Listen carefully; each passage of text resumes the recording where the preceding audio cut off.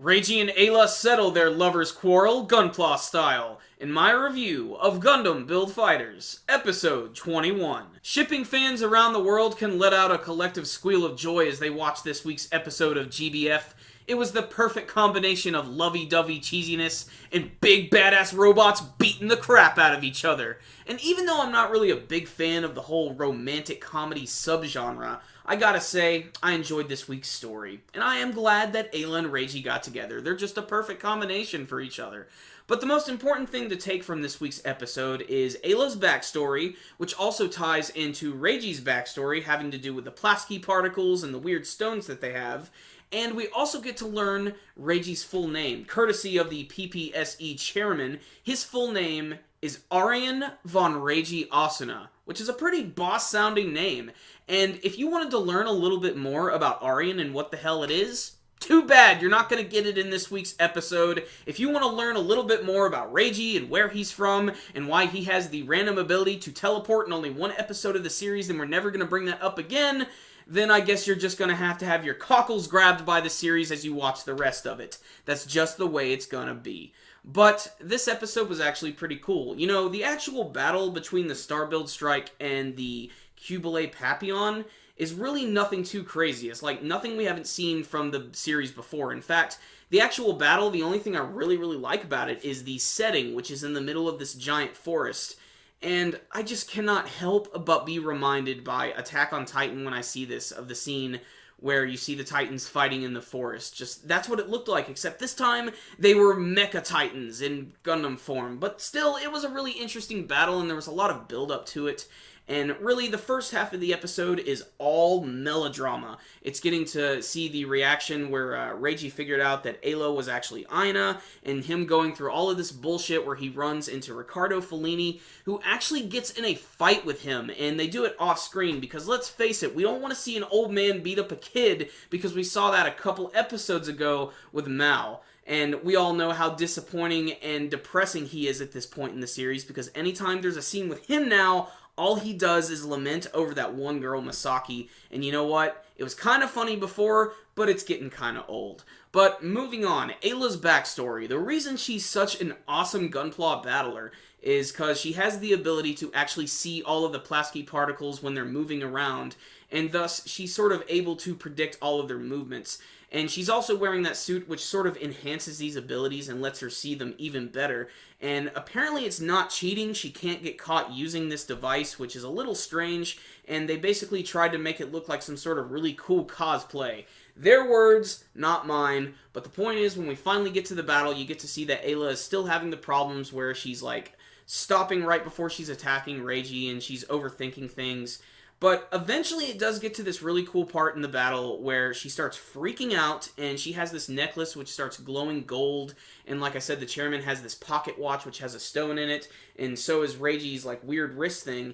And then there's this like weird Newtype moment. When I say Newtype, I'm referencing the original Mobile Suit Gundam series, because this is what they did all the time.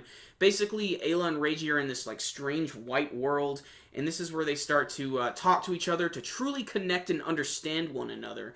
And Reiji basically explains to Aila that he's a drifter as well, and that he's doing just fine. In fact, if she wants, she can come stay with him at Sei's house, which is pretty ridiculous, but it manages to get her out of her funk for a little bit, and that's when she actually removes her helmet, and she actually starts to fight for real in her mobile suit, albeit a little goofier here, and their battle actually moves into this giant field of flowers, which is very symbolic, where Reiji actually ends up finishing her off with the big, massive RG knuckle punch, which pretty much ends the episode. But there's a post-credit scene where you get to see that everybody's finally hanging out together, and it is very cheesy and nice and everything. But still, this was a good episode because it finally gave us that backstory we've been wanting to see from Aila. Just getting to see that she's able to like see the Plasky particles is a cool concept, and the fact that they were able to tie that into Reiji, it is a little strange because, you know, the planets have all sort of aligned on this one moment. But still, it's a cool reveal because, frankly, they need to get to the whole Reiji stuff really soon, because the series is wrapping up, people. Or maybe there's a second season. I don't know. All I know is this was actually a pretty good episode. I didn't think I was going to enjoy it because Like I said, I'm not really a big fan of the whole romantic comedy and all that other stuff. But I do like it in this episode, and the battle itself did have some pretty cool moments, but I think my favorite thing about the battle, like I said, was the actual setting of it, as opposed to the actual fight itself. There have been better fights, I think, in Gundam Build Fighters before, but I'm glad that they finally got this confrontation out of the way. It was going to be a really, really big one.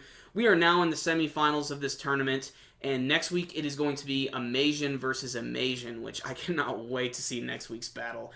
And, the series is coming to a close soon, so I cannot wait to see the inevitable final match, and hopefully some sort of plot twist, probably with the PPSE president, and the fact that they've been hyping up that brand new, Exia Gundam thing, which I cannot wait to see. That thing is going to look so awesome. I'm trying not to spoil anything, with all the model kit images which have been released, and a lot of the images. I'm trying to see it as it happens in the show, because just seeing that happen, and just appear with all these crazy mobile suits, it always catches me by surprise.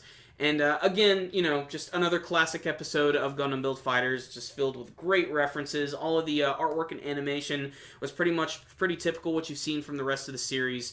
The entire series has had really consistent animation and artwork across the board. Some of the stuff in the beginning of that show was a little slow and a little overly melodramatic, so I am going to drop this episode down to a 9 out of 10, but it's still a pretty damn solid episode of this very entertaining and fun series if you don't take it too damn seriously. So check this series out, guys. It's a lot of fun, if only to see all of the crazy mobile suits, because there are so many of them, and since they can draw from all the different Gundam anime, there's a lot of variety. So check this one out. 9 out of 10. Great episode. Check it out. So if you guys had a chance to check out this week's episode of Gundam Build Fighters, please tell me what you thought about it with your comments below. You can tell me about your favorite moments, favorite battles, what you want to see in next week's episode, Meijin vs. Meijin. Remember, guys, before you leave, hit that like button. Give this video a thumbs up. It's one of the easiest ways to support our videos. And you can subscribe to the channel. Check us out on Facebook. Check us out on Twitter. We are all over the damn internets. I will see you next time, guys. Super Kami Guru 9000. Out.